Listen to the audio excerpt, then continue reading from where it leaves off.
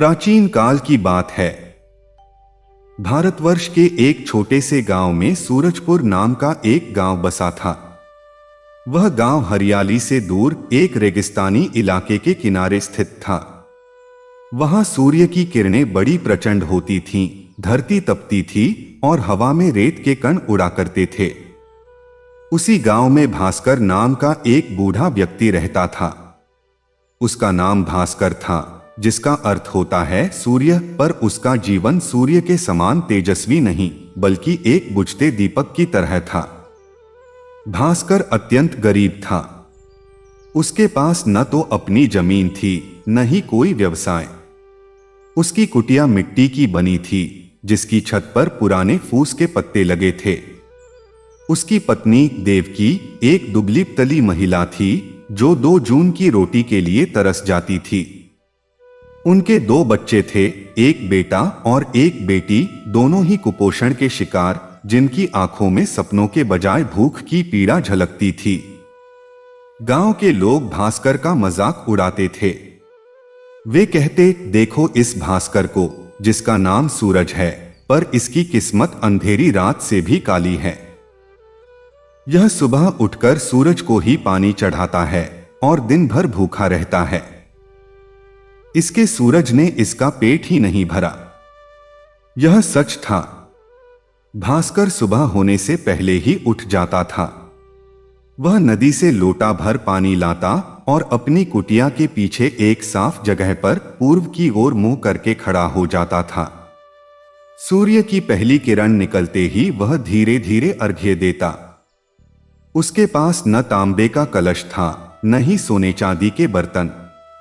उसका लोटा मिट्टी का था, मगर उसमें भरी श्रद्धा सागर से भी गहरी थी। भास्कर के पूजा का तरीका बहुत निराला था। वह वेद मंत्र नहीं जानता था, वह संस्कृत के श्लोक नहीं बोल पाता था। वह जो बोलता वह उसकी अपनी भाषा में होता, सीधे दिल से निकला हुआ। उगते भैया, तुम ही हमारे सहारे हो। तुम तपते हो तो फसल पकती है, तुम निकलते हो तो अंधेरा भागता है। मेरे घर का अंधेरा भी भगा दो। मेरे बच्चों के मुंह में मीठी रोटी का स्वाद दिला दो। मेरी देवकी की आंखों की चमक वापस ला दो। मैं तुमसे प्रार्थना नहीं, यही जीवन मरण की बात कहता हूं। तुम मुझसे रूठे हो क्या, या मेरे भाग्य में सदा यही दुख लिखा है? उसकी आंखों से आंसू बहते और पृथ्वी पर गिरकर सूख जाते। सूर्य की किरणें उसके आंसुओं की नमी को सोख लेती, मानो उसके दर्द को सुनकर चुपके से सहलाती हों। समय बीतता गया। भास्कर की हालत और खराब होती गई। 1 साल सूखा पड़ा, फसलें बर्बाद हो गईं, गांव के पास पैसे नहीं रहे। लोग दूसरे गांवों की ओर पलायन करने लगे। भास्कर नहीं गया। उसने कहा, जो सूरज यहां रोज उगता है, वह मुझे कभी भूखा नहीं मरने देगा। एक दिन हालत ऐसी हो गई कि घर में अन्न का एक दाना भी नहीं बचा। देवकी ने उससे कहा, भास्कर, अब बस करो। यह सूरज पूजा से क्या होगा? तुमने सारी उम्र पूजा की, बदले में क्या मिला? तुम जाकर गांव के सेठ से कुछ मांग लाओ या किसी के खेतों में मजदूरी कर लो। भास्कर ने धीरे से कहा, देवकी, सूरज के आगे हाथ फैलाने वाला कभी खाली नहीं लौटता। बस थोड़ा धैर्य रख। बच्चे भूख से बिलख रहे थे। छोटी बेटी राधा ने कहा, पिताजी, आज सूरज देवता को पानी मत दो। देखो तो वो हमें कुछ देते हैं या नहीं। उस रात भास्कर सो नहीं पाया। उसके मन में अजीब सी उथल पुथल मची थी। क्या वाकई उसकी आस्था व्यर्थ थी? क्या सूर्य देव ने सच में उसकी ओर देखा तक नहीं? अगली सुबह वह हमेशा की तरह उठा। उसका शरीर कमजोर था, उठना भी मुश्किल हो रहा था, लेकिन उसने लोटा उठाया। उसने सोचा, चाहे कुछ भी हो जाए, मैं अपने देवता को नहीं छोड़ सकता। अगर यही मेरी नियति है तो इसे स्वीकार है। वह पूर्व दिशा की ओर मुड़ा। उसने लोटे से पानी निकाला और आकाश की ओर देखा। आकाश में हल्की लालिमा फैल रही थी। उसने पानी चढ़ाया और अपने सीधे सादे शब्दों में कहा, हे प्रभु, मैं भूखा हूं, मेरे बच्चे भूखे हैं, लेकिन मेरी श्रद्धा भूखी नहीं है। तुम साक्षी हो, तुम प्रतिदिन उगते हो, मुझे दिखाते हो कि अंधेरा हमेशा नहीं रहता, लेकिन मेरे जीवन का अंधेरा कब दूर होगा? मैं फिर भी प्रतीक्षा करूंगा। अगर तुम्हें मेरा दर्द दिखता है तो इसे कम करो, अगर नहीं दिखता तो मुझे यह सहन करने की शक्ति दो। यह कहकर उसने आंखें बंद कर ली। उसके हाथ जुड़े थे, आंखों से आंसू बह रहे थे। तभी एक अद्भुत घटना घटी। आकाश में सूर्योदय हो रहा था। लाल सूरज की पहली किरण सीधे भास्कर की मुट्ठी में आकर समा गई। उसे लगा मानो किसी ने उसके सिर पर हाथ रख दिया हो। उसने आंखें खोली तो सामने कोई नहीं था, लेकिन उसके पैरों के पास सोने की एक मोहर रखी थी। भास्कर चौंक गया। उसने मोहर उठाई। वह असली थी। उसकी आंखों पर विश्वास नहीं हुआ।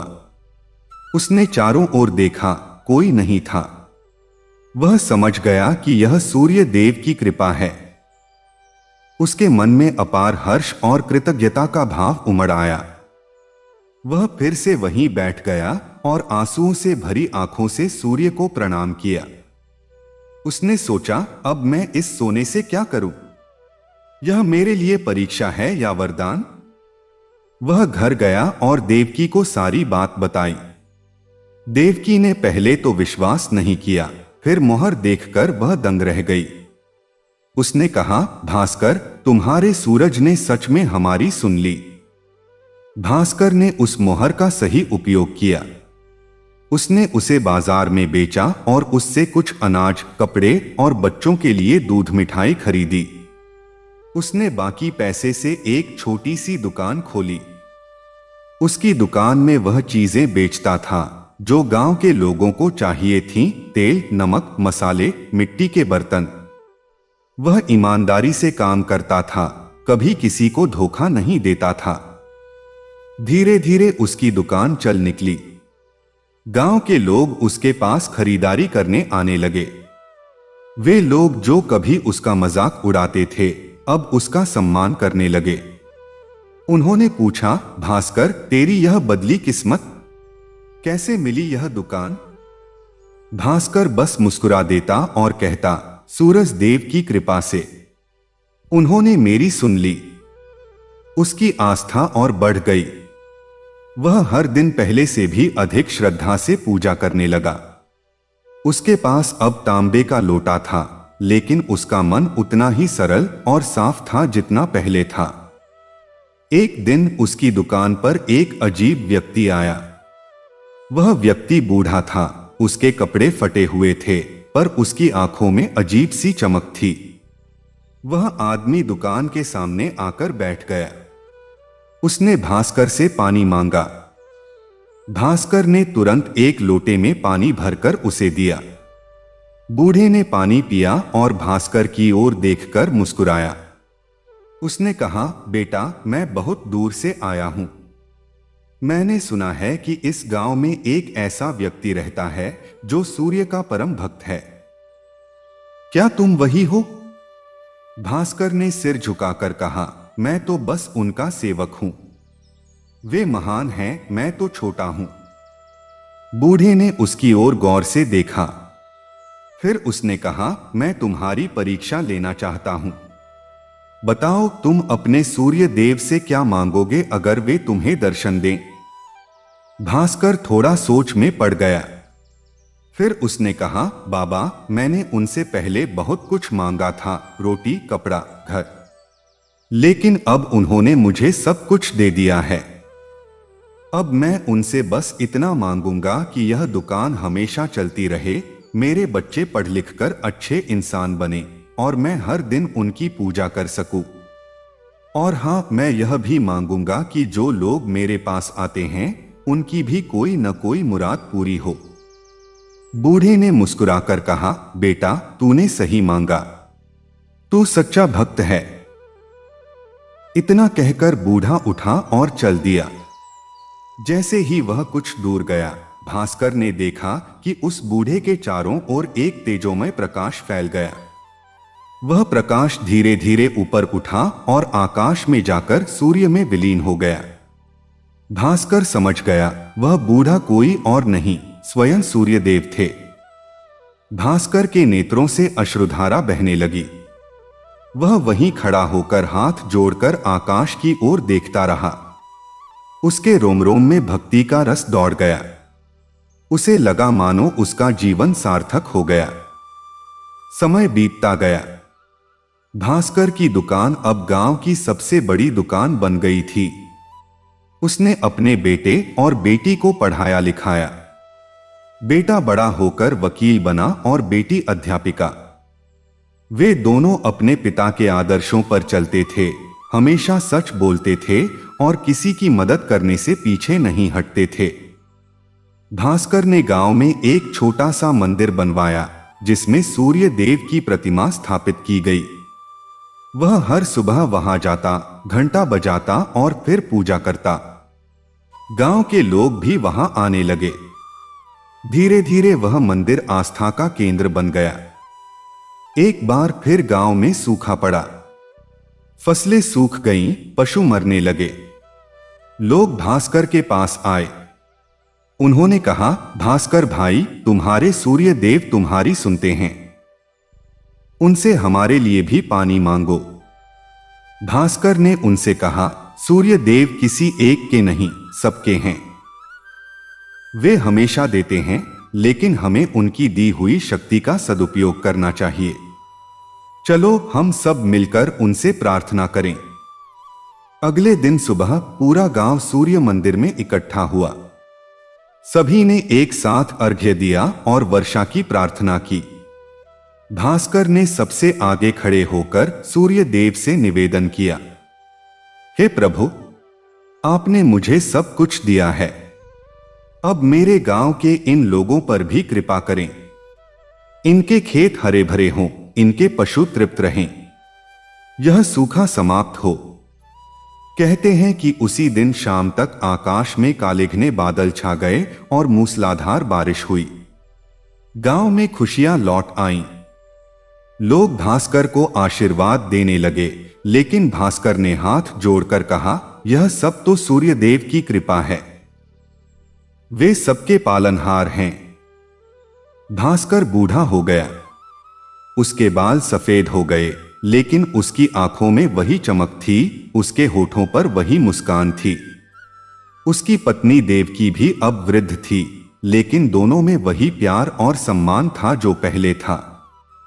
एक दिन भास्कर ने महसूस किया कि अब उसका समय निकट है। उसने अपने बेटे और बेटी को बुलाया। उसने उनसे कहा, बच्चों, मैंने तुम्हें सब कुछ सिखा दिया है, लेकिन एक बात हमेशा याद रखना, सच्ची भक्ति कभी निष्फल नहीं होती।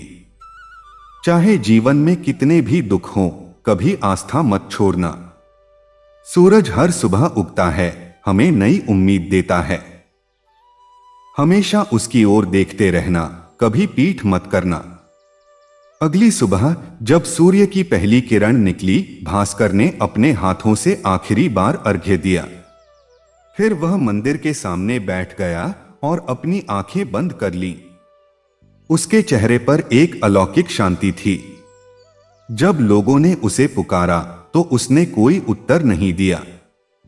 वह सूर्यदेव के धाम में विलीन हो गया था। गांव वालों ने उसे वहीं मंदिर के पास सुपुर्दे खाक किया। उसकी समाधि पर एक पत्थर लगाया गया जिस पर लिखा था, यहां भास्कर, सूर्य के सच्चे भक्त, विश्राम करते हैं। उन्होंने सिखाया कि सच्ची श्रद्धा और कर्म से सूर्य भी झुक सकता है। आज भी उस गांव में सूर्योदय से पहले लोग उठते हैं, सूर्य मंदिर में जाते हैं और भास्कर की याद में अर्घ्य देते हैं।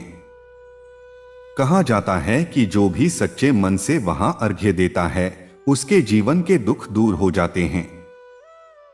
और भास्कर की कथा यह संदेश देती है कि भक्ति का मतलब केवल मंत्रोच्चार या बाहरी आडंबर नहीं है, बल्कि सच्चे मन से बिना किसी स्वार्थ के अपने आराध्य को समर्पित हो जाना ही सबसे बड़ी पूजा है। जब मन में सच्ची श्रद्धा हो तो भगवान स्वयं अपने भक्त की झोपड़ी तक आते हैं और उसे अपने तेज से आलोकित कर देते हैं। सूर्य देव जो इस ब्रह्मांड के प्राण हैं, हर प्राणी में व्याप्त हैं। वे साक्षात नेत्र हैं, वे प्रकाश हैं, वे ऊर्जा हैं।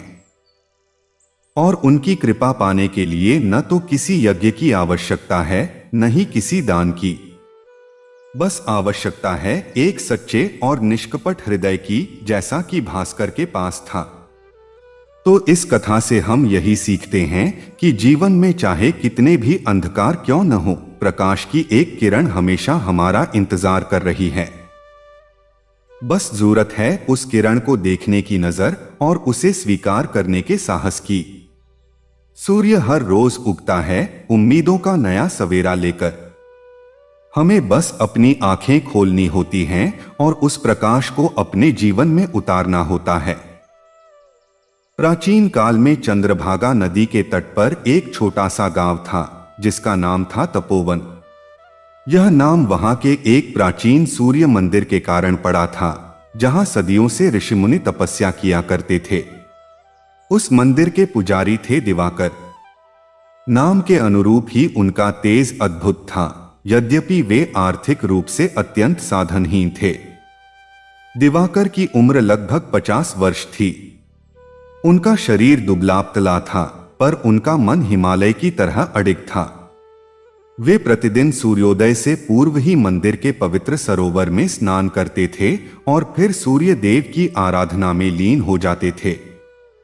उनके पास कोई धन दौलत नहीं थी, न ही कोई बड़ा संसार था, तो बस एक छोटा सा परिवार, उनकी पत्नी तारा और उनकी अंधी मां यशोदा। यशोदा बहुत बूढ़ी थीं। पिछले 10 वर्षों से उनकी आंखों की ज्योति चली गई थी। वे कुछ देख नहीं सकती थीं, पर उनके कान बहुत तेज थे। वे दूर से ही अपने बेटे के कदमों की आहट पहचान लेती थीं। उनके मुंह पर हमेशा एक शांत मुस्कान रहती थी, मानो उन्हें पूरा विश्वास हो कि उनका बेटा सूर्य की कृपा से एक दिन सब कुछ ठीक कर देगा। तारा एक साध्वी स्त्री थी। वह सुबह उठकर पहले अपनी सास की सेवा करती, फिर भगवान का भोग लगाती और फिर घर के छोटे मोटे काम निपटाती। उसका मन कभी शिकायत नहीं करता था, चाहे कितनी भी कठिनाई क्यों न हो। उसने अपने पति की इस तपस्या को सदा समर्थन दिया, क्योंकि उसे विश्वास था कि सूर्य जैसा देवता अपने सच्चे भक्तों को कभी निराश नहीं करता। गांव में एक सेठ रहता था जिसका नाम था धनपाल। वह जिले का सबसे अमीर व्यापारी था। उसके पास धन की कोई कमी नहीं थी, पर उसके मन में संतोष नाम की चीज कभी नहीं थी। वह हमेशा सोचता, मेरे पास इतना धन है, फिर भी मुझे सुख क्यों नहीं है? क्यों मेरा मन हमेशा अशांत रहता है?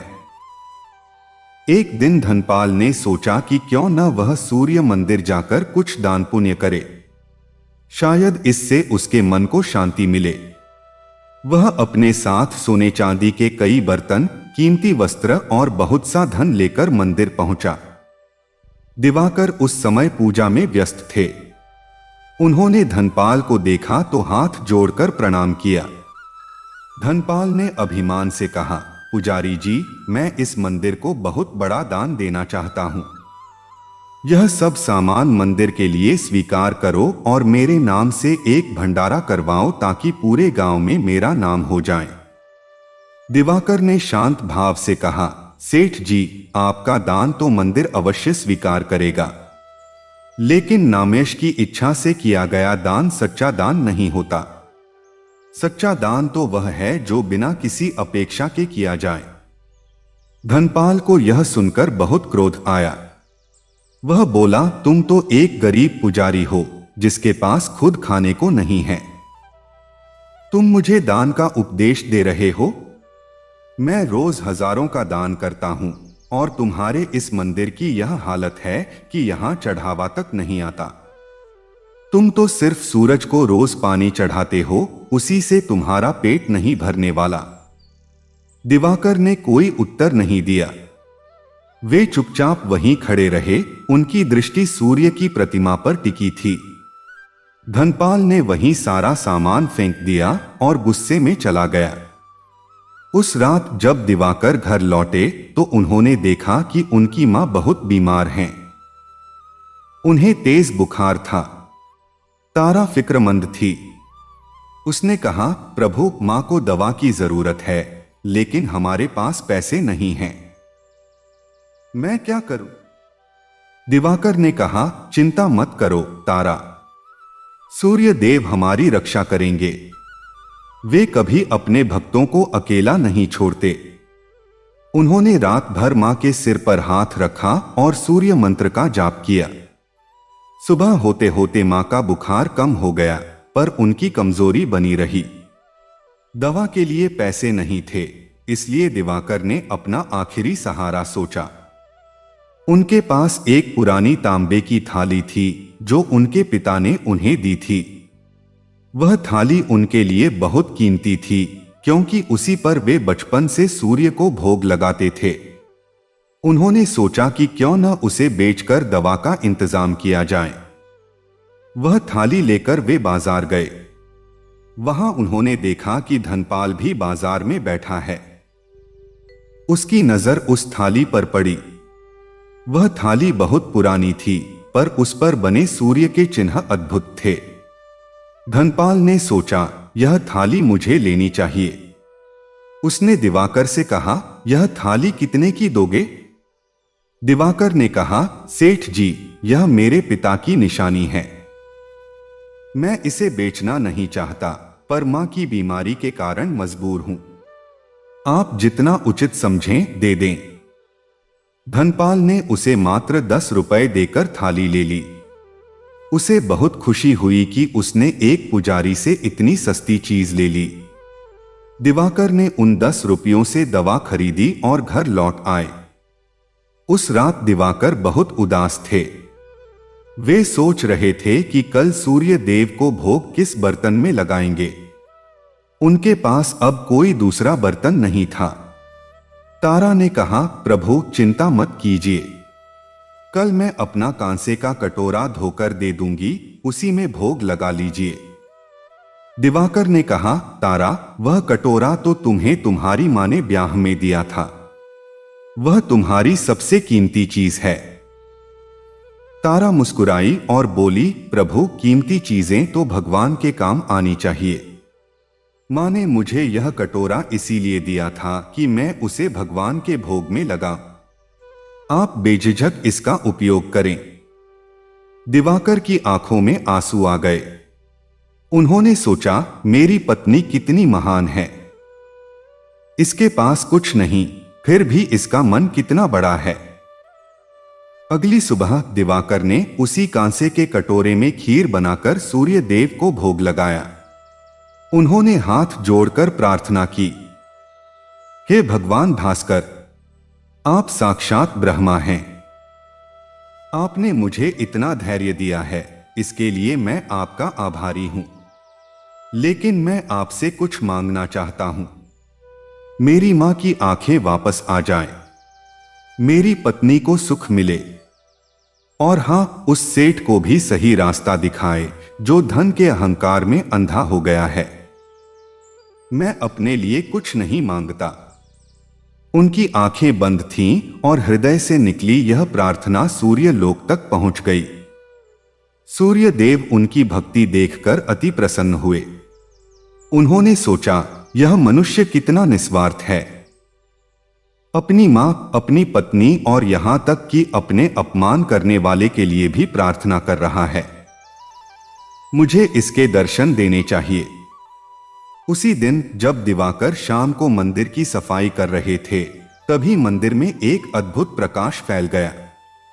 वह प्रकाश इतना तीव्र था कि दिवाकर की आंखें चौंधिया गईं। जब उन्होंने आंखें खोलीं, तो सामने स्वयं सूर्य देव खड़े थे। उनका शरीर सोने के समान दमक रहा था। उनके सिर पर मुकुट था और हाथ में कमल था। उनके मुख पर अद्भुत तेज था। दिवाकर स्तब्ध रह गए। उन्होंने सोचा, यह स्वप्न तो नहीं। उन्होंने अपनी आंखें मली, पर सूर्य देव वहीं खड़े थे। वे तुरंत उनके चरणों में गिर पड़े। सूर्य देव ने अपने कर कमलों से उन्हें उठाया और कहा, उठो मेरे भक्त, तुमने मुझे अपनी भक्ति से बांध लिया है। मैं तुमसे अति प्रसन्न हूं। मांगो, तुम्हें क्या चाहिए? दिवाकर ने हाथ जोड़कर कहा, प्रभु, आपके दर्शन मात्र से ही मेरा जीवन धन्य हो गया। अब मुझे और क्या चाहिए? हाँ, यदि आप कृपा करना ही चाहते हैं तो मेरी मां की आंखें ठीक कर दें और मेरी पत्नी को सदा सुखी रखें।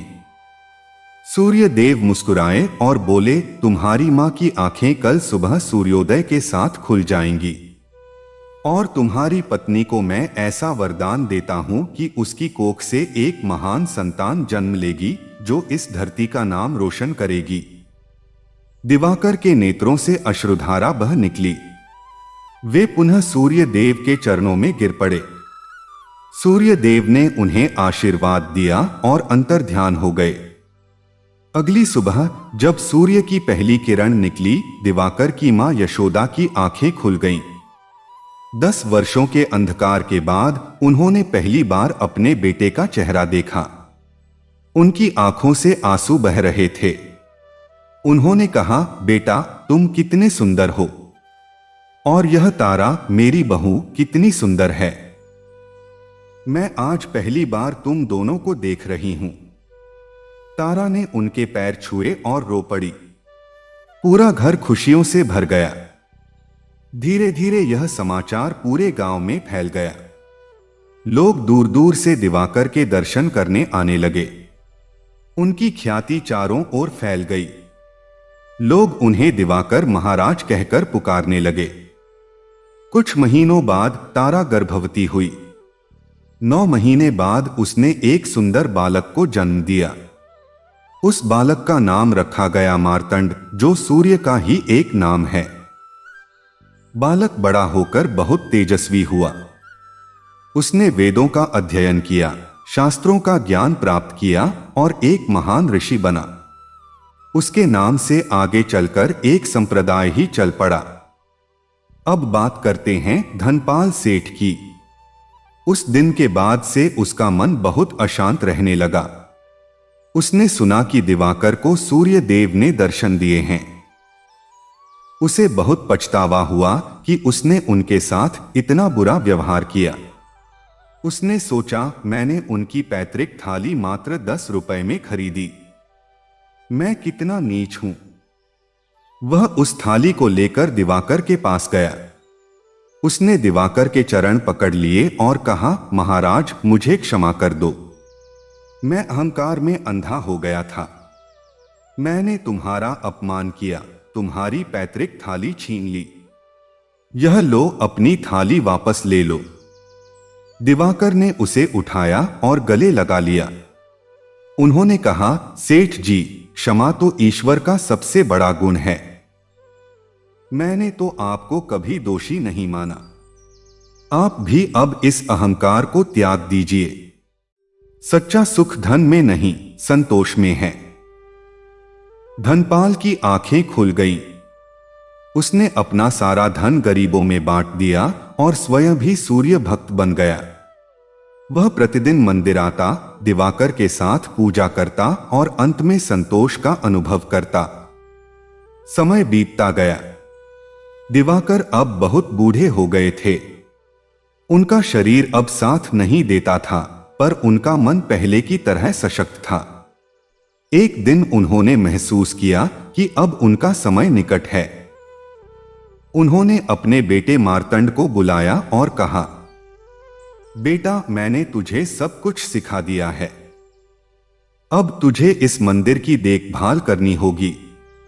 याद रखना, इस मंदिर की शोभा केवल पत्थर और ईंटों से नहीं है, बल्कि यहाँ की जो पवित्रता है वह भक्तों के हृदय में बसती है। तू हमेशा सच्चाई और निस्वार्थ भाव से सबकी सेवा करना। मार्तंड ने कहा, पिताजी, आपकी शिक्षाएं मेरे लिए सबसे बड़ा धन हैं। मैं उन्हें कभी नहीं भूलूंगा। अगले दिन सुबह दिवाकर ने अंतिम बार सूर्य को अर्घ्य दिया। उनके हाथ कांप रहे थे, पर श्रद्धा डगमगा नहीं रही थी। उन्होंने आखिरी बार सूर्य की ओर देखा और मुस्कुराए। फिर उन्होंने अपनी आंखें बंद कर लीं और उनका प्राण उसी सूर्य में विलीन हो गया जिसकी वे जीवन भर आराधना करते रहे।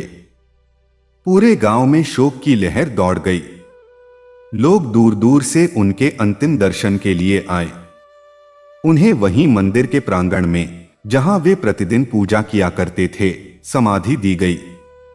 उस समाधि पर एक सुंदर सूर्य प्रतिमा स्थापित की गई जो आज भी वहां विद्यमान है। मार्तंड ने अपने पिता के सपने को साकार किया। उसने मंदिर का जीर्णोद्धार करवाया और उसे भव्य रूप दिया। दूर दूर से श्रद्धालु उस मंदिर में दर्शन के लिए आने लगे। कहा जाता है कि उस मंदिर में जो भी सच्चे मन से सूर्य देव से प्रार्थना करता था, उसकी सभी मनोकामनाएं पूर्ण होती थीं। तारा ने अपना शेष जीवन सूर्य भक्ति और अपने पुत्र के साथ बिताया। वह प्रतिदिन मंदिर जाती, पूजा करती और फिर गरीबों को भोजन कराती। उसकी उदारता और दयालुता की चर्चा सब जगह फैल गई। लोग उसे माता तारा कहकर पुकारने लगे। एक बार गांव में भयंकर बाढ़ आई। नदी चंद्रभागा उफान पर थी। पूरा गांव डूबने लगा। लोग घबराकर मंदिर की ओर भागे। उन्होंने मार्तंड से प्रार्थना की कि वह सूर्य देव से कुछ उपाय करने को कहें। मार्तंड ने कहा, डरो मत, सूर्य देव हमारी रक्षा करेंगे। वे जल के भी स्वामी हैं। उसने मंदिर के शिखर पर खड़े होकर सूर्य की प्रार्थना की। कहते हैं कि उसी समय आकाश में बादल छंटने लगे और वर्षा रुक गई। नदी का जल स्तर कम होने लगा और गांव बच गया। यह एक और चमत्कार था जिसने सूर्य भक्ति की महिमा को और बढ़ा दिया। वर्षों बीत गए। मार्तंड भी बूढ़ा हो गया। उसने अपने जीवन काल में अनेकों लोगों का कल्याण किया। उसने सूर्य भक्ति पर कई ग्रंथ लिखे जो आज भी विद्यमान हैं। उसके शिष्य दूर दूर तक फैल गए और उन्होंने सूर्योपासना का प्रचार किया। एक दिन मार्तंड ने भी अपने पिता की तरह ही सूर्य को अर्घ्य दिया और फिर ध्यान में लीन हो गए। उनका ध्यान इतना गहरा था कि उनकी आत्मा सीधे सूर्य लोक चली गई। वहां उन्होंने अपने पिता दिवाकर और स्वयं सूर्य देव के दर्शन किए। उस दिन के बाद से वह मंदिर और भी प्रसिद्ध हो गया। कहा जाता है कि आज भी जब भी कोई सच्चे मन से उस मंदिर में सूर्य को अर्घ्य देता है तो उसे दिवाकर, तारा और मार्तंड की कृपा प्राप्त होती है। उनकी कहानी पीढ़ी दर पीढ़ी चलती रही और लोगों को यह सीख देती रही कि सच्ची भक्ति के आगे कोई भी दुख टिक नहीं सकता। गांव के बुजुर्ग आज भी बच्चों को यह कहानी सुनाते हैं। वे कहते हैं, बेटा, जीवन में चाहे कितनी भी कठिनाई आए, कभी अपने आराध्य को मत भूलना। सूरज हर रोज उगता है नई उम्मीद लेकर। तुम भी उस उम्मीद को अपने दिल में बसाए रखो। देखना, एक दिन सब ठीक हो जाएगा। और वाकई उस गांव में आज भी लोग सूर्योदय से पहले उठते हैं, नदी में स्नान करते हैं और सूर्य को अर्घ्य देते हैं। वे जानते हैं कि यह सिर्फ एक रस्म नहीं, बल्कि उनके पूर्वजों की विरासत है, उनकी आस्था का प्रतीक है। एक बार एक विदेशी यात्री उस गांव में आया। उसने यह कहानी सुनी तो वह बहुत प्रभावित हुआ। उसने पूछा, क्या सच में सूर्य देव ने उन भक्तों को दर्शन दिए थे? गांव के मुखिया ने कहा, भाई, यह विश्वास की बात है। जिसके मन में सच्ची श्रद्धा होती है, उसके लिए भगवान हर जगह हैं। आपको दिवाकर की समाधि पर जाकर देखना चाहिए। वहां आज भी वही शांति है, वही पवित्रता है। विदेशी यात्री उस समाधि के पास गया। वहां उसने देखा कि कैसे लोग श्रद्धा से सिर झुकाते हैं, कैसे सूर्य की किरणें उस समाधि को स्पर्श करती हैं। उसे लगा मानो वहां कोई अदृश्य शक्ति विद्यमान है। उसने भी हाथ जोड़े और एक प्रार्थना की। कहते हैं कि उसके जीवन की सबसे बड़ी समस्या उसी दिन हल हो गई। वह हैरान रह गया। उसने वापस जाकर अपने देश में इस चमत्कार का प्रचार किया। धीरे धीरे दूर दूर से लोग उस गांव में आने लगे। आज वह गांव एक तीर्थस्थल बन गया है, जहां हर साल हजारों श्रद्धालु आते हैं और सूर्य देव के इस अद्भुत मंदिर के दर्शन करते हैं। इस प्रकार दिवाकर, तारा और मार्तंड की यह कहानी युगों युगों तक अमर रहेगी। यह कहानी सिखाती है कि सच्ची भक्ति का कोई मोल नहीं होता। वह तो बस दिल का रिश्ता है, आत्मा का परमात्मा से मिलन है। जब यह मिलन हो जाता है तो फिर दुनिया की कोई ताकत उस भक्त को डिगा नहीं सकती। तो हे मानव, तू भी इस कथा से सीख ले। चाहे तू गरीब हो या अमीर, चाहे तेरे पास कुछ भी न हो, अगर तेरे पास सच्ची श्रद्धा है तो तू सबसे बड़ा धनी है। सूर्य की तरह प्रकाशित हो, सूर्य की तरह तेजस्वी बन और सूर्य की तरह निस्वार्थ भाव से संसार को प्रकाश दे। यही सच्ची मानवता है, यही सच्ची भक्ति है। सूर्याय नमः। प्राचीन काल में दक्षिण भारत के उस क्षेत्र में जहां गोदावरी नदी विस्तृत होकर बहती है और हरियाली की चादर बिछा देती है, एक छोटा सा गांव था, भानुपुर। यह गांव अपने सूर्य मंदिर के लिए प्रसिद्ध था, जो नदी के तट पर बना हुआ था। उस मंदिर के पुजारी थे आदित्य शर्मा। वे एक विद्वान ब्राह्मण थे, वेदों के ज्ञाता, पर उनकी गरीबी इतनी अधिक थी कि कई बार उनके घर में अन्न का एक दाना भी नहीं होता था। आदित्य शर्मा की पत्नी का नाम था सावित्री। नाम के अनुरूप ही वह अत्यंत पतिव्रता और साहसी महिला थीं। उनके 2 बच्चे थे, एक बेटा तेजस जो 10 वर्ष का था और एक बेटी आर्या जो केवल 7 वर्ष की थी। दोनों बच्चे अत्यंत होनहार थे, पर उनके चेहरे पर बचपन की चंचलता के बजाय गरीबी की रेखाएं साफ दिखती थीं।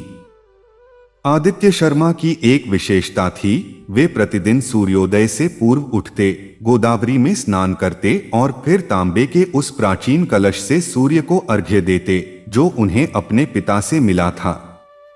उनके पूर्वज 7 पीढ़ियों से उसी मंदिर के पुजारी थे। वह कलश उनकी सबसे बड़ी धरोहर थी, उनका गौरव, उनकी पहचान। उनकी पूजा का तरीका बहुत सरल था। वे जटिल मंत्रों का उच्चारण तो करते थे, पर उनके मन की भाषा और भी सरल थी। अर्घ्य देते समय वे प्रायः फुसफुसाते, हे भगवान भास्कर, आप सृष्टि के नेत्र हैं, आप सब कुछ देखते हैं। मेरी इस कंगाली को भी देख रहे होंगे। मेरे बच्चे भूखे हैं, मेरी पत्नी के आंसू सूख गए हैं। फिर भी मैं आपको नहीं छोड़ सकता। आप ही मेरे आधार हैं।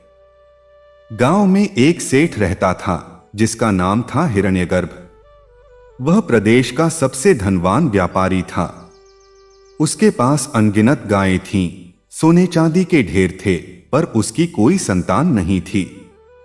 इस दुख ने उसके मन को कुढ़न से भर दिया था। वह अमीर था, पर उसके मन में सुख नाम की चीज नहीं थी।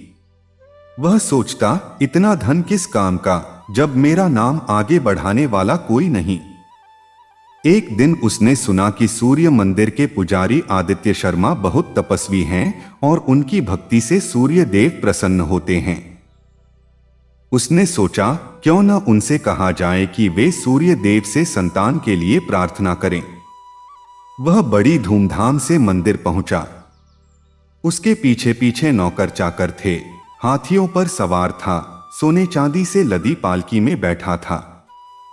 मंदिर पहुंचकर उसने आदित्य शर्मा को देखा। वे एक साधारण सी धोती पहने, पतले दुबले, किंतु उनके मुख पर एक अद्भुत तेज था। हिरण्यगर्भ ने सोचा, इतना गरीब फिर भी इतना शांत, कैसा अजीब व्यक्ति है। उसने आदित्य शर्मा से कहा, पुजारी जी, मैं आपको 100 सोने की मोहरें दूंगा, बशर्ते आप सूर्य देव से मेरे लिए संतान की प्रार्थना करें। आदित्य शर्मा ने कहा, सेठ जी, सूर्य देव किसी के कहने से कुछ नहीं करते, वे तो हृदय की पुकार सुनते हैं। आप स्वयं सच्चे मन से प्रार्थना करें, वे अवश्य सुनेंगे। हिरण्यगर्भ को यह सुनकर क्रोध आया। उसने कहा, तुम तो भूखे मर रहे हो और मुझे उपदेश दे रहे हो। मैं इस मंदिर को 100 मोहरें दान देता हूं, और हां, मैं चाहता हूं कि तुम रोज मेरे नाम से सूर्य देव को एक विशेष अर्घ्य दो। आदित्य शर्मा ने मना कर दिया। उन्होंने कहा, सेठ जी, मैं किसी एक के नाम से नहीं बल्कि समस्त मानवता के कल्याण के लिए प्रार्थना करता हूं। आपका दान मंदिर अवश्य स्वीकार करेगा, पर नामेश की इच्छा से किया गया दान सच्चा दान नहीं है। हिरण्यगर्भ अपमानित महसूस करके वहां से चला गया, पर उसने सोने की मोहरें वहीं छोड़ दी। आदित्य शर्मा ने वे मोहरें मंदिर के रखरखाव में लगा दी और अपने लिए एक पैसा भी नहीं रखा। उस रात जब वे घर लौटे तो देखा कि उनकी पत्नी सावित्री फूट फूट कर रो रही थी। उनके बेटे तेजस को तेज बुखार था और वह बेहोश था। आर्या भूख से बिलख रही थी। सावित्री ने कहा, प्रभु, अब और नहीं सहा जाता। तेजस को दवा चाहिए, पर हमारे पास एक पैसा भी नहीं है। आप आज सेठ की 100 मोहरें ले आए होते तो हमारा यह दिन न देखना पड़ता। आदित्य शर्मा ने धीरज से कहा, सावित्री, वह धन मंदिर का था, मेरा नहीं। मैं उसे हजम नहीं कर सकता था। सूर्य देव हमारी रक्षा करेंगे। सावित्री ने कहा, कैसे करेंगे रक्षा? उन्होंने आज तक क्या किया? हम सालों से उनकी पूजा कर रहे हैं, बदले में क्या मिला? और वह सेठ जिसके पास सब कुछ है, वह भी दुखी है। यह कैसा न्याय है? आदित्य शर्मा ने उसे समझाया, सावित्री, सूर्य देव का न्याय हमारी समझ से परे है। वे समय पर ही फल देते हैं। हमें धैर्य रखना चाहिए। उन्होंने रात भर तेजस के सिर पर हाथ रखा और सूर्य मंत्र का जाप किया। सुबह होते होते तेजस का बुखार कम हो गया, पर वह बहुत कमजोर था। दवा के लिए पैसे नहीं थे। आदित्य शर्मा के पास एक पुराना तांबे का कलश था जो उनके पूर्वजों की धरोहर था। उस कलश पर सूर्य देव की अद्भुत आकृतियां उकेरी गई थीं। वह कलश सदियों पुराना था। आदित्य शर्मा ने सोचा कि क्यों न उसे बेचकर दवा का इंतजाम किया जाए। यह सोचकर ही उनका हृदय विदीर्ण हो गया, पर मजबूरी थी। वह कलश लेकर बाजार गए। वहां उन्होंने देखा कि हिरण्यगर्भ भी बैठा था। उसकी नजर उस कलश पर पड़ी। वह कलश देखकर वह चौंक गया। वह कलश अत्यंत प्राचीन और कीमती था। उसने सोचा, यह कलश मुझे लेना ही चाहिए। उसने आदित्य शर्मा से पूछा, यह कलश कितने का बेचोगे? आदित्य शर्मा ने कहा, सेठ जी, यह मेरे पूर्वजों की धरोहर है। इसी से मैं प्रतिदिन सूर्य को अर्घ्य देता हूं। पर मेरा बेटा बीमार है, मजबूर हूं। आप जितना उचित समझें दे दें। हिरण्यगर्भ ने केवल 50 रुपए देकर वह कलश ले लिया। उसे बहुत खुशी हुई कि उसे इतनी कीमती चीज इतने सस्ते में मिल गई। आदित्य शर्मा ने उन 50 रुपयों से दवा खरीदी और घर लौट आए। उस रात उनकी नींद नहीं खुली। उनका मन बहुत व्यथित था। वे सोच रहे थे कि कल सूर्य देव को अर्घ्य किस बर्तन से देंगे। उनके पास अब कोई दूसरा पात्र नहीं था। सावित्री ने कहा, प्रभु, चिंता मत कीजिए। कल मैं अपना पीतल का लोटा धोकर दे दूंगी। वह भी पवित्र है। आदित्य शर्मा ने कहा, सावित्री, वह लोटा तो तुम्हारे पिता ने तुम्हें ब्याह में दिया था। वह तुम्हारा सबसे कीमती उपहार है। सावित्री ने कहा, प्रभु, सबसे कीमती उपहार तो आप हैं।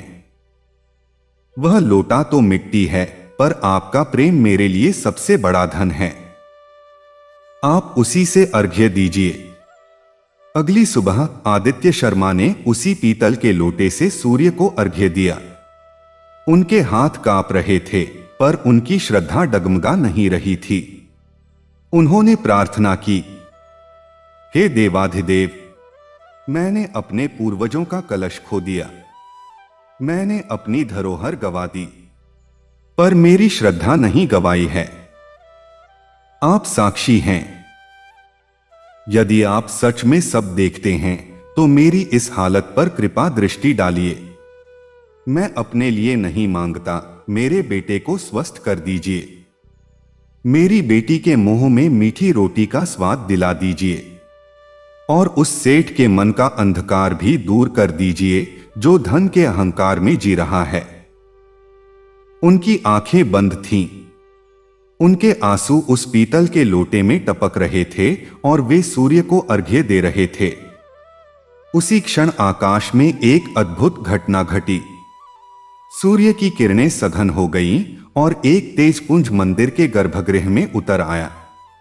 उस तेज से पूरा मंदिर जगमगा उठा। आदित्य शर्मा ने आंखें खोलीं तो सामने स्वयं सूर्य देव खड़े थे। उनका शरीर हजारों सूर्यों के समान तेजस्वी था, पर उनके मुख पर अत्यंत कोमल मुस्कान थी। उनके मस्तक पर स्वर्ण मुकुट था, कानों में कुंडल झिलमिला रहे थे और हाथों में कमल की माला थी। आदित्य शर्मा स्तब्ध रह गए। वे सोचने लगे, क्या यह स्वप्न है? उन्होंने अपनी आंखें मलीं, पर सूर्य देव वहीं खड़े थे। वे तुरंत उनके चरणों में गिर पड़े। सूर्य देव ने अपने कर कमलों से उन्हें उठाया और कहा, उठो मेरे प्रिय भक्त, तुमने मुझे अपनी अटूट श्रद्धा और निस्वार्थ भक्ति से बांध लिया है। तुमने अपनी धरोहर बेच दी, पर अपना धर्म नहीं बेचा। तुमने दुख में भी मेरा नाम नहीं छोड़ा। मैं तुमसे अति प्रसन्न हूं। मांगो, तुम्हें क्या चाहिए? आदित्य शर्मा की आंखों से अश्रुधारा बह रही थी। उन्होंने कहा, प्रभु, आपके दर्शन मात्र से ही मेरा जीवन धन्य हो गया। मैं क्या मांगू? हां, यदि आप कृपा करना ही चाहते हैं तो मेरे बेटे को स्वस्थ कर दें और मेरी बेटी को सदा सुखी रखें। बस इतना ही काफी है। सूर्य देव मुस्कुराए और बोले, तुम्हारा बेटा कल सुबह तक पूरी तरह स्वस्थ हो जाएगा और तुम्हारी बेटी का विवाह एक राजकुमार से होगा। और हां, तुम्हारा वह कलश भी तुम्हें वापस मिल जाएगा। आदित्य शर्मा ने कहा, प्रभु, कलश की चिंता नहीं है। मैं तो इसी लोटे से भी आपकी पूजा करता रहूंगा। सूर्य देव ने कहा, तुम सच्चे भक्त हो। अब मैं जाता हूं। याद रखना, जब भी कोई सच्चे मन से मुझे पुकारेगा, मैं उसकी सुनूंगा। इतना कहकर सूर्य देव अंतर्ध्यान हो गए। मंदिर में केवल वही दिव्य प्रकाश रह गया जो धीरे धीरे विलीन हो गया। आदित्य शर्मा घर लौटे। उन्होंने देखा कि तेजस बिल्कुल स्वस्थ होकर बैठा था और खाना खा रहा था। सावित्री ने कहा, प्रभु देखिए, तेजस बिल्कुल ठीक हो गया। सुबह से ही उसे भूख लगी है। और देखिए, किसी ने हमारे दरवाजे पर भोजन से भरी थाली रख दी है। आदित्य शर्मा ने मुस्कुराकर कहा, सावित्री, यह सूर्य देव की कृपा है। उन्होंने हमारी सुन ली। उसी दिन दोपहर में हिरण्यगर्भ उनके घर आया। उसके हाथ में वही तांबे का कलश था। वह रो रहा था। उसने आदित्य शर्मा के चरण पकड़ लिए और कहा, पुजारी जी, मुझे क्षमा कर दो। मैं महापापी हूं। मैंने तुम्हारी धरोहर छीन ली। यह लो, अपना कलश वापस ले लो। आदित्य शर्मा ने उसे उठाया और गले लगा लिया। उन्होंने पूछा, सेठ जी, यह क्या? आपको क्या हुआ? हिरण्यगर्भ ने बताया, कल रात मैंने सपना देखा कि सूर्य देव मुझसे कह रहे हैं, तूने मेरे भक्त का कलश छीन लिया। यदि तू उसे वापस नहीं करेगा तो तेरा सर्वनाश हो जाएगा। मैं डर गया। मुझे अपने किए पर बहुत पछतावा हुआ। मैं आज सुबह ही यह कलश लेकर तुम्हारे पास आ रहा था। रास्ते में मुझे एक संत मिले। उन्होंने मुझसे कहा, सच्चा सुख धन में नहीं, दान और सेवा में है। मैं समझ गया। अब से मैं अपना आधा धन गरीबों में बांट दूंगा और बाकी से एक धर्मशाला बनवाऊंगा। आदित्य शर्मा ने कहा, सेठ जी, यह आपका सच्चा परिवर्तन है। सूर्य देव ने आपको सद्बुद्धि दी है। अब आप निश्चिंत हो जाइए। सूर्य देव आपको अवश्य संतान देंगे। ठीक 1 वर्ष बाद हिरण्यगर्भ के यहां पुत्र ने जन्म लिया। उसने उस पुत्र का नाम रखा भानु। वह भानु बड़ा होकर बहुत दानी और परोपकारी बना। समय बीतता गया। आदित्य शर्मा की ख्याति चारों ओर फैल गई। दूर दूर से लोग उनके दर्शन के लिए आने लगे। उनकी पुत्री आर्या का विवाह वास्तव में एक राजकुमार से हुआ, जैसा सूर्य देव ने कहा था। वह राजकुमार उस क्षेत्र के राजा का इकलौता पुत्र था, जो एक बार मंदिर में दर्शन के लिए आया और आर्या को देखकर उस पर मोहित हो गया। आदित्य शर्मा ने अपना शेष जीवन सूर्य भक्ति और लोक कल्याण में बिताया। उन्होंने उस मंदिर का जीर्णोद्धार करवाया और उसे भव्य रूप दिया। उनके बेटे तेजस ने भी पिता का मार्ग अपनाया और एक महान ज्योतिषी बना। उसने सूर्य सिद्धांत नामक ग्रंथ की रचना की, जो आज भी ज्योतिषियों में प्रसिद्ध है। एक बार उस गांव में भयंकर अकाल पड़ा। वर्षा नहीं हुई, फसलें सूख गईं, पशु मरने लगे। लोग आदित्य शर्मा के पास आए और बोले, पुजारी जी, आपके सूर्य देव बहुत कृपालु हैं। उनसे हमारे लिए वर्षा की प्रार्थना करो। आदित्य शर्मा ने कहा, सूर्य देव सबके पालनहार हैं। वे किसी के साथ भेदभाव नहीं करते। चलो हम सब मिलकर उनसे प्रार्थना करते हैं। अगले दिन सुबह पूरा गांव सूर्य मंदिर में इकट्ठा हुआ। सभी ने एक साथ अर्घ्य दिया और प्रार्थना की। आदित्य शर्मा ने सबसे आगे खड़े होकर सूर्य देव से प्रार्थना की, हे दीनबंधो, आप साक्षात प्राण हैं। आपके बिना यह सृष्टि सूना है। हम सब आपके बालक हैं। हमारी इस पीड़ा को दूर कीजिए। इन खेतों को हरा भरा कीजिए। इन पशुओं को जीवन दीजिए। कहते हैं कि उसी दिन शाम तक आकाश में बादल छा गए और मूसलाधार वर्षा हुई। गांव में खुशियां लौट आईं। लोग आदित्य शर्मा को आशीर्वाद देने लगे, पर उन्होंने कहा, यह सब सूर्य देव की कृपा है। वे ही सबके पिता हैं। बहुत वर्षों बाद आदित्य शर्मा वृद्ध हो गए। उनका शरीर अब साथ नहीं देता था, पर उनका मन पहले की तरह सशक्त था। एक दिन उन्होंने महसूस किया कि अब उनका समय निकट है। उन्होंने अपने बेटे तेजस को बुलाया और कहा, बेटा, मैंने तुझे सब कुछ सिखा दिया है। अब तुझे इस मंदिर की देखभाल करनी होगी। याद रखना, इस मंदिर की सच्ची शोभा केवल पत्थरों में नहीं, बल्कि यहां आने वाले हर श्रद्धालु के प्रति तुम्हारे प्रेम में है। किसी को कभी निराश मत लौटाना। सूर्य की तरह निस्वार्थ भाव से सबको प्रकाश देना। तेजस ने कहा, पिताजी, आपकी शिक्षाएं मेरे लिए सबसे बड़ा धन हैं। मैं उन्हें कभी नहीं भूलूंगा। अगली सुबह सूर्योदय से पूर्व ही आदित्य शर्मा मंदिर पहुंच गए। उन्होंने गोदावरी में स्नान किया और फिर मंदिर में आकर उसी तांबे के कलश से सूर्य को अर्घ्य दिया, जो उनके पूर्वजों की धरोहर था। उनके हाथ कांप रहे थे, पर उनकी श्रद्धा अटल थी। उन्होंने अंतिम बार सूर्य की ओर देखा और मुस्कुराए। फिर उन्होंने अपनी आंखें बंद कर लीं और उनका प्राण उसी सूर्य में विलीन हो गया, जिसकी वे जीवन भर आराधना करते रहे। जब सूर्य की पहली किरण मंदिर के गर्भगृह में पड़ी, तो लोगों ने देखा कि आदित्य शर्मा वहीं बैठे हैं, पर उनमें कोई हलचल नहीं है। उनके मुख पर अद्भुत शांति थी, एक अलौकिक तेज था। सब समझ गए कि वे सूर्य लोक सिधार गए हैं। पूरे गांव में शोक की लहर दौड़ गई। दूर दूर से लोग उनके अंतिम दर्शन के लिए आए। उन्हें वहीं मंदिर के प्रांगण में, जहां वे प्रतिदिन पूजा किया करते थे, समाधि दी गई।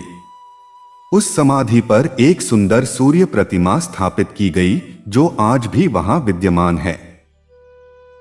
सावित्री ने अपना शेष जीवन सूर्य भक्ति में बिताया। वह प्रतिदिन मंदिर जाती, पूजा करती और फिर गरीबों को भोजन कराती। उसकी उदारता और दयालुता की चर्चा सब जगह फैल गई। लोग उसे माता सावित्री कहकर पुकारने लगे। तेजस ने अपने पिता के सपने को साकार किया। उसने मंदिर का और अधिक विकास किया, एक पाठशाला खोली जहां बच्चों को वेद और ज्योतिष की शिक्षा दी जाती थी। उसने एक धर्मशाला भी बनवाई, जहां यात्रियों को मुफ्त भोजन और आवास मिलता था। हिरण्यगर्भ का बेटा भानु बड़ा होकर तेजस का मित्र बना। दोनों ने मिलकर कई पुण्य के कार्य किए। उन्होंने गांव में एक बड़ा तालाब बनवाया, जो आज भी भानु तेजस तालाब के नाम से जाना जाता है। उस तालाब का पानी कभी नहीं सूखता, चाहे कितना भी अकाल पड़े। एक बार एक विद्वान पंडित उस गांव में आया। उसने आदित्य शर्मा की कहानी सुनी तो बहुत प्रभावित हुआ। उसने तेजस से कहा, तुम्हारे पिता महान थे। उन्होंने सिखाया कि सच्ची भक्ति का मतलब केवल मंत्रोच्चार नहीं, बल्कि निस्वार्थ सेवा है। मैं उनके सम्मान में एक ग्रंथ लिखना चाहता हूं। उस पंडित ने आदित्य भक्ति सुधा नामक ग्रंथ की रचना की, जिसमें उन्होंने आदित्य शर्मा के जीवन चरित्र का वर्णन किया। वह ग्रंथ आज भी कई मठों में सुरक्षित है। समय बीतता गया, पीढ़ियां बदल गईं, पर उस गांव की परंपरा नहीं बदली। आज भी हर सुबह सूर्योदय से पहले लोग उस मंदिर में इकट्ठा होते हैं। वे गोदावरी में स्नान करते हैं और फिर सूर्य को अर्घ्य देते हैं। वे आदित्य शर्मा को याद करते हैं, उनकी कहानी सुनाते हैं और बच्चों को सिखाते हैं कि सच्ची श्रद्धा का कोई मोल नहीं होता। आज भी उस मंदिर के पुजारी वही तांबे का कलश इस्तेमाल करते हैं, जो आदित्य शर्मा के पूर्वजों की धरोहर था। वह कलश आज भी उतना ही चमकदार है, जितना सदियों पहले था। कहा जाता है कि उस कलश में जल भरकर जो भी सच्चे मन से सूर्य को अर्घ्य देता है, उसकी सभी मनोकामनाएं पूर्ण होती हैं। गांव के बुजुर्ग कहते हैं, बेटा, यह कलश सिर्फ तांबे का बर्तन नहीं है। इसमें आदित्य शर्मा की तपस्या है, उनकी श्रद्धा है, उनके आंसू हैं। जब तक यह कलश रहेगा, तब तक इस गांव में सुख शांति बनी रहेगी। और सच में वह गांव आज भी हरा भरा है, समृद्ध है। वहां कभी अकाल नहीं पड़ता, कभी महामारी नहीं फैलती। लोग एक दूसरे के सुख दुख में साथ खड़े रहते हैं। वे जानते हैं कि यह सब उस महान भक्त की कृपा है, जिसने अपने जीवन से सिखाया कि भक्ति का अर्थ केवल पूजा पाठ नहीं, बल्कि निस्वार्थ सेवा, सच्चाई और धैर्य है। एक बार एक संत उस गांव से गुजरे। उन्होंने वहां का सौहार्द देखा, लोगों का प्रेम देखा, मंदिर की पवित्रता देखी। उन्होंने कहा, यह गांव धन्य है, क्योंकि यहां एक सच्चे भक्त ने जन्म लिया था। उसकी पुण्य आत्मा आज भी इस गांव की रक्षा कर रही है। इस प्रकार आदित्य शर्मा, सावित्री, तेजस, आर्या और हिरण्यगर्भ की यह कहानी युगों युगों तक अमर रहेगी। यह कहानी हमें सिखाती है कि सच्ची भक्ति के आगे कोई भी दुख टिक नहीं सकता। चाहे कितनी भी विपदा आए, यदि मन में सच्ची श्रद्धा हो, तो भगवान स्वयं अपने भक्त की रक्षा के लिए आते हैं। तो हे पाठक, जब भी जीवन में अंधकार छाए, निराशा हो, हार महसूस हो, तो इस कहानी को याद करना। उठना, पूर्व दिशा की ओर मुंह करना और सूर्य को याद करना, वही तुम्हारा सबसे बड़ा सहारा है। वह हर रोज उगता है, नई उम्मीद लेकर, नई ऊर्जा लेकर। बस उसे देखने की नजर चाहिए, उसे महसूस करने का हृदय चाहिए। सूर्य देव की कृपा सदा आप सब पर बनी रहे। उनके तेज से आपका जीवन प्रकाशित हो, उनकी गर्मी से आपके संबंध गर्मजोशी से भरे रहें और उनकी शक्ति से आप हर विघ्न को पार कर जाएं। ओम सूर्याय नमः। बहुत समय पहले की बात है। प्राचीन भारत में एक छोटा सा नगर था जहां लोग अपने जीवन में धर्म, भक्ति और सच्चाई को बहुत महत्व देते थे। उस नगर में हर सुबह सूरज की पहली किरण के साथ मंदिरों की घंटियां बजने लगती थीं और लोग हाथ जोड़कर सूर्य देव को प्रणाम करते थे। सभी जानते थे कि सूर्य देव ही संसार को प्रकाश, ऊर्जा और जीवन देते हैं। बिना सूर्य के न तो दिन होता और न ही धरती पर जीवन संभव होता। उसी नगर में माधव नाम का एक गरीब लेकिन बहुत ही श्रद्धालु व्यक्ति रहता था। माधव का जीवन बहुत कठिन था। उसके पास न तो ज्यादा धन था और न ही बड़ा घर, लेकिन उसके हृदय में भगवान के प्रति अटूट विश्वास था। वह हर दिन सूर्योदय से पहले उठता, नदी में स्नान करता और फिर जल से भरा हुआ लोटा लेकर पूर्व दिशा की ओर खड़ा होकर सूर्य देव को अर्घ्य देता। जब सूर्य की लाल सुनहरी किरणें आकाश में फैलती, तब माधव दोनों हाथ जोड़कर प्रार्थना करता, हे सूर्य देव, आप ही संसार के पालन करता हैं, आप ही अंधकार को दूर करने वाले हैं। मेरे जीवन में भी प्रकाश भर दीजिए। नगर के लोग अक्सर उसे देखते और कहते कि इतना पूजा पाठ करने से क्या होगा, मेहनत करो तभी जीवन सुधरेगा। लेकिन माधव को विश्वास था कि सच्ची भक्ति कभी व्यर्थ नहीं जाती। वह दिन भर मेहनत करता, खेतों में मजदूरी करता और शाम को फिर सूर्यास्त के समय भगवान सूर्य को प्रणाम करता। एक दिन की बात है। उस वर्ष नगर में भयंकर सूखा पड़ गया। बारिश कई महीनों से नहीं हुई थी। खेत सूखने लगे थे, नदियां सिकुड़ने लगी थीं और लोगों के मन में भय बढ़ता जा रहा था। किसानों की फसलें नष्ट हो रही थीं और लोग परेशान होकर भगवान से प्रार्थना कर रहे थे। ऐसे कठिन समय में भी माधव ने अपनी श्रद्धा नहीं छोड़ी। वह पहले की तरह हर दिन सूर्य देव को जल अर्पित करता और पूरे विश्वास से प्रार्थना करता। एक सुबह जब वह नदी के किनारे खड़ा होकर सूर्य देव को अर्घ्य दे रहा था, तब उसे ऐसा लगा जैसे सूर्य की किरणें सामान्य से अधिक तेज और चमकदार हो गई हों। उस प्रकाश में एक दिव्य आभा दिखाई दी। माधव घबरा गया, लेकिन उसने अपनी आंखें बंद करके हाथ जोड़ लिए। तभी उसे एक मधुर और तेजस्वी आवाज सुनाई दी। आवाज ने कहा, माधव, तुम्हारी सच्ची भक्ति और विश्वास ने मुझे प्रसन्न किया है। संसार में बहुत लोग कठिन समय में भगवान को याद करते हैं, लेकिन सुख आने पर भूल जाते हैं। तुमने हर परिस्थिति में मुझे याद किया है।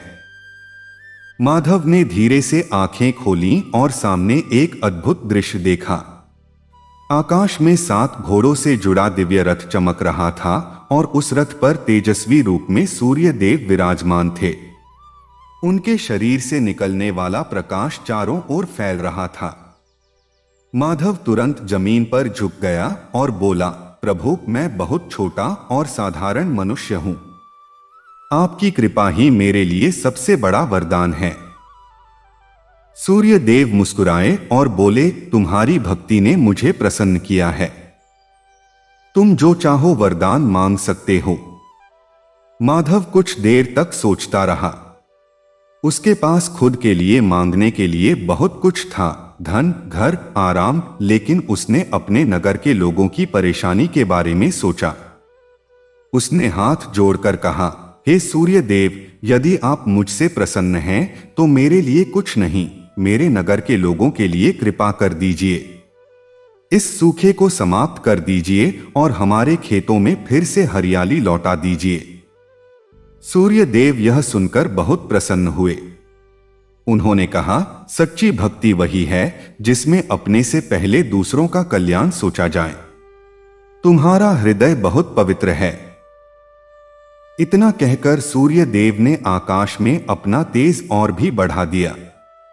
कुछ ही दिनों के भीतर आकाश में बादल छाने लगे।